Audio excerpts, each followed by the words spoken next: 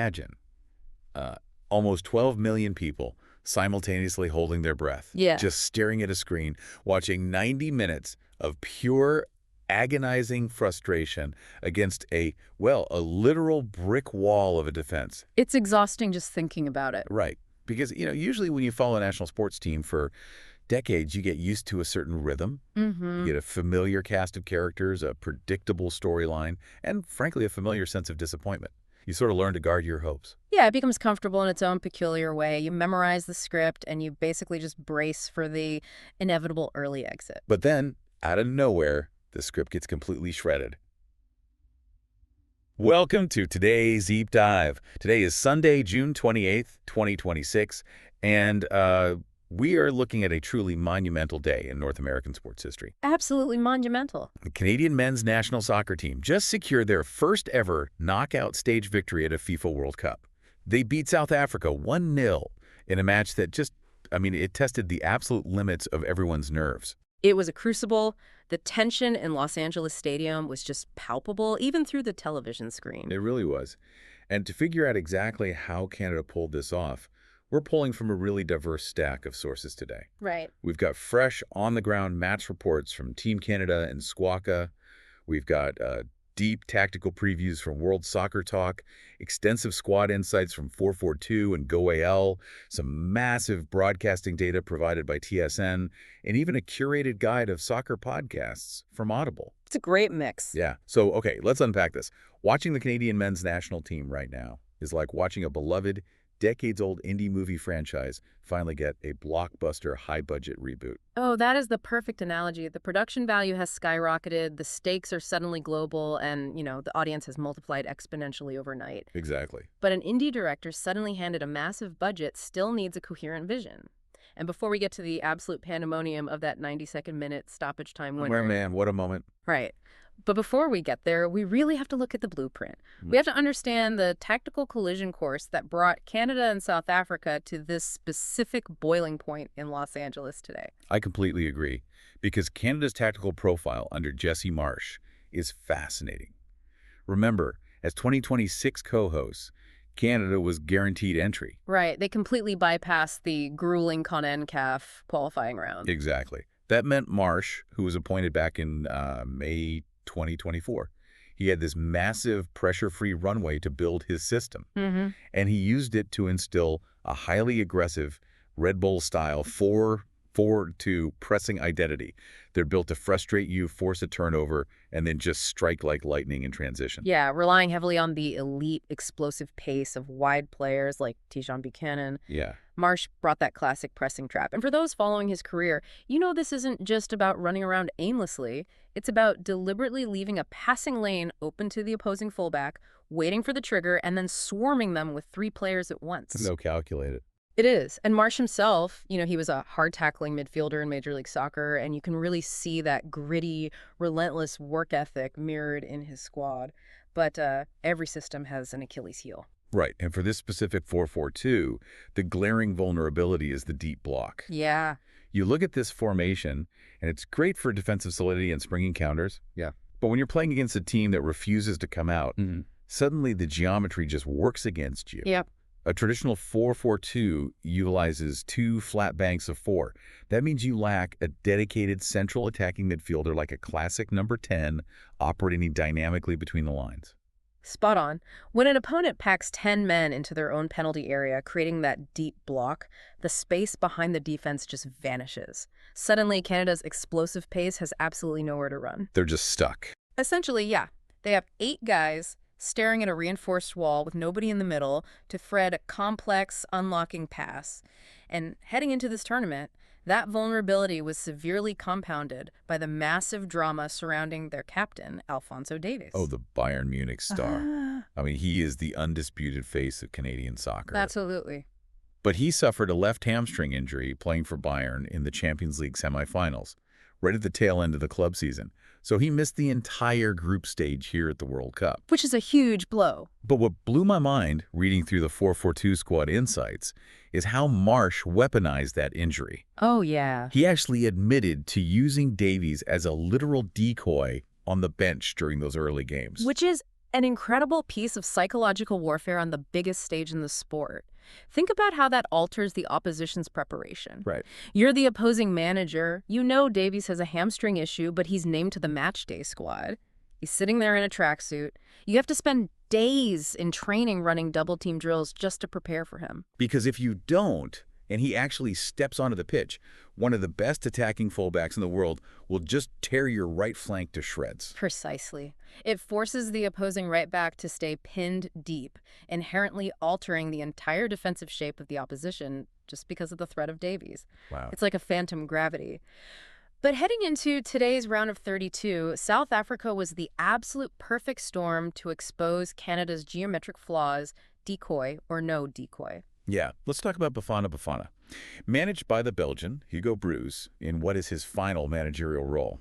They're incredibly physical and deeply disciplined. Highly disciplined. And they were riding a massive wave of momentum. They hadn't been to a World Cup since they hosted it back in 2010. Yeah. Which, by the way, gave us one of the greatest tournament moments ever with Sifue Chabala's opening goal. Oh, absolutely iconic. But this year, they arrived in Los Angeles fresh off a stunning upset over South Korea. Yeah, and everyone expected South Korea's elite attackers to dismantle them in that game. But South Africa executed Bruce's defensive blueprint flawlessly. They absorbed relentless pressure. Plus, they're captained by Ronwen Williams, a heroic goalkeeper who's known for commanding his box and showing up in massive moments.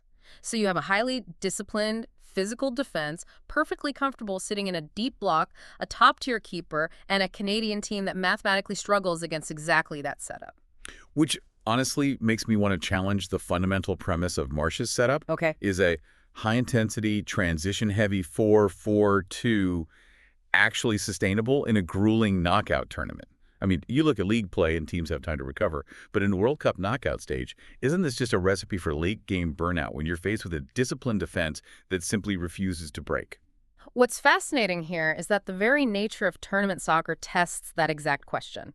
A high press requires an immense, almost unsustainable physical output. In a league format over 9 months, you have a week between matches. You can rotate.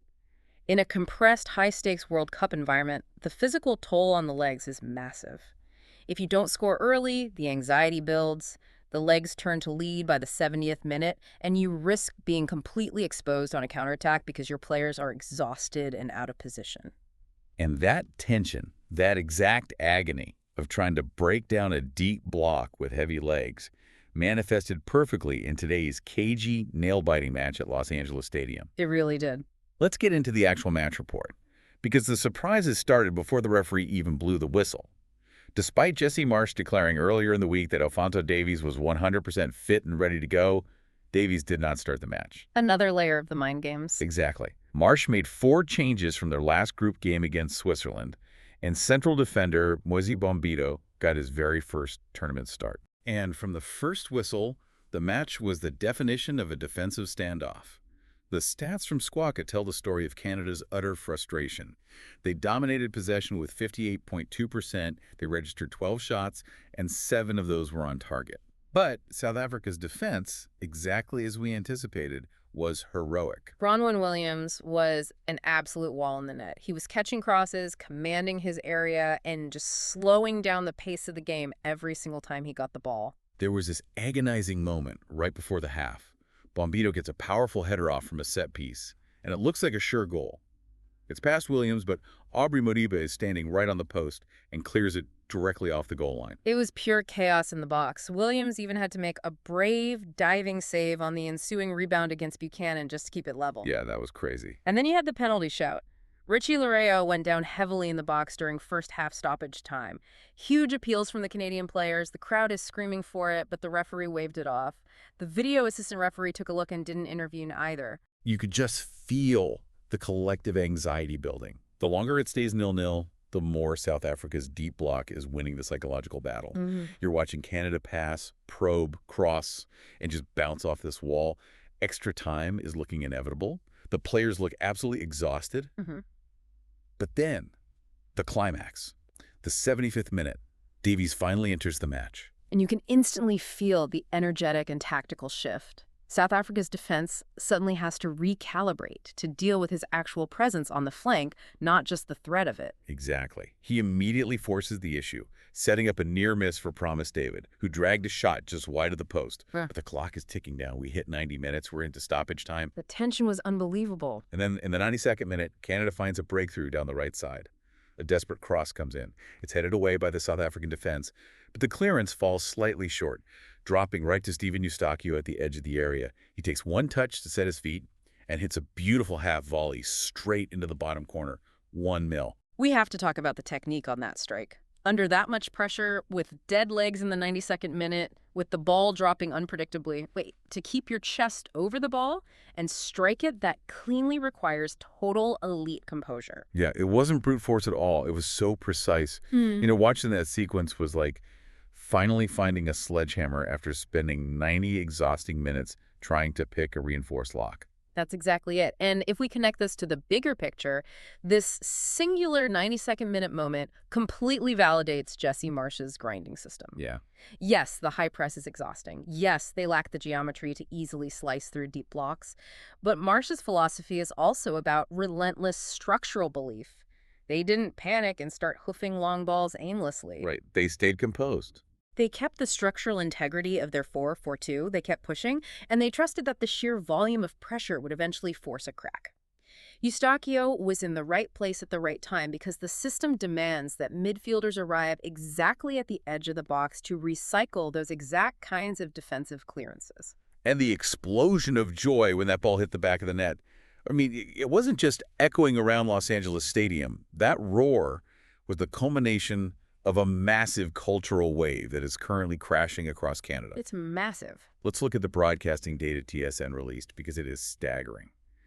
Looking back just at Canada's 6-0 group stage win over Qatar earlier in the tournament, the preliminary data shows 11.7 million unique viewers in Canada tuned in for some part of that match. To put that in perspective, that is a massive percentage of the entire country's population stopping whatever they're doing to watch soccer. Yeah. The audience peaked at 7.3 million viewers at the exact moment Canada secured that victory. It is officially the most watched World Cup match in the country since the 2014 final. Canadians have already consumed over 92 million hours of live World Cup matches this tournament, which is up 54% from 2022. Wow. But I have to push back a little here. Those numbers are staggering. But how many of those 11.7 million people actually understand the geometric problem Jesse Marsh is trying to solve? Right. Aren't a huge chunk of those viewers just casual fans tuning in for national pride, waiting to see if the ball goes in the net, without really caring about the tactics? That is a completely fair point. And historically, that has absolutely been the case for emerging soccer nations. The conversation used to just be, did we win or lose? But that is exactly what's shifting right now. Here's where it gets really interesting, because the media landscape has evolved to bridge that exact gap. I actually experienced this myself this morning. Oh, yeah. Yeah. I wanted to understand this cultural shift, so I pulled up the Audible podcast guide we're using as a source today to see what fans are listening to. And honestly, I was instantly overwhelmed. It is an absolute ocean of content out there. It really is. I ended up clicking on a show called Lords of Soccer because, well, I'm a sucker for true crime. And the description hooked me. Hosted by Jason Concepcion and Greta Johnson. It is a wildly different lens to view the sport through. It really is. It doesn't even focus on the action on the pitch. The podcast presents an investigative look at the sport's governing body, detailing the 2015 Department of Justice indictments. Yeah, the FIFA scandal. Right. It walks through allegations of a long history of bribery and fraud among the elite organizers of FIFA. Now, obviously, we're just reporting what the podcast covers here, not endorsing any of those specific claims or taking sides, but it frames the sport as this massive, complex, geopolitical power structure. But for someone who actually wants to understand the game itself, you know, the inverted fullbacks, the transition speeds, where do they go? Because that's what people at coffee shops are suddenly debating. Right, and that is where the audio landscape has perfectly segmented itself. If you're drawn to the tactical side, say you want a deep dive into the intricate mechanics of that 4-4-2 high press, or you want to understand how this relates to the U.S. men's national team and Major League Soccer, The guide points you to the Total Soccer Show. Okay. It gives you incredibly deep analytical breakdowns of formations and player movements. So it gives you the vocabulary to realize you're watching a chess match, not just guys running around a field. Exactly. But maybe you prefer the human element, the locker room stories, the psychological toll of a World Cup. In that case, you check out The Rest is Football. Oh, I've heard of that one. Yeah, it's hosted by former English legends Gary Lineker, Alan Shearer, and Micah Richards. They provide the nuanced takes and banter that only people who have actually played under that crushing global pressure can offer. Which I think is so crucial. Are these highly specialized analytical podcasts actually responsible for driving this sophisticated conversation we are seeing from new fans? This raises an important question about how media directly shapes the modern sports fan. Think about it. In the past, your understanding of the game was largely dictated by whatever the play-by-play announcer said on the live broadcast. Right. If they didn't explain a tactical shift, you didn't know it happened. Now you have access to hours of highly specialized analysis on demand. Podcasts like Total Soccer Show democratize tactical knowledge. So when a casual fan watches Canada struggle against South Africa's deep block for 90 minutes today, they aren't just confused or bored. They actually understand why Canada can't break through. It makes the viewing experience so much richer. You aren't just waiting for a goal. You're watching a puzzle being solved in real time. And the more you understand the pieces of the puzzle, the more you appreciate the solution when Eustaqiuo finally finds it. Which is why this moment matters so much for you as an observer and a listener. You aren't just watching a team advance in a tournament. You're watching the real-time evolution of a nation's sporting identity. Wow. This is a historic inflection point where the collective tactical knowledge of the fan base is expanding just as fast as the team is advancing. So what does this all mean? Bringing it all together today, we watched the Canadian men's team take a massive, grueling leap forward. We saw Jesse March's relentless pressing tactics clash with a perfectly executed defensive wall constructed by Hugo Bruce. We saw the psychological mind games of using an injured Alphonso Davies to pin back defenders, and the absolute relief of Steve Eustaqiuo's 92nd minute half volley that finally broke the dam. And surrounding all of this on the pitch, we have nearly 12 million fans tuning in, devouring podcasts, and becoming genuine students of the global game. They survived the crucible. But the tournament doesn't care about your momentum. It only cares about your next opponent. And advance they do. Which brings us to the final puzzle for you to mull over. We saw today that Canada severely struggles to break down deep defensive blocks, requiring 92 exhausting minutes to finally score. Yeah. With Canada now advancing to the round of 16 in Houston next Saturday, they're going to face either the Netherlands or Morocco. Both of these teams are established global heavyweights.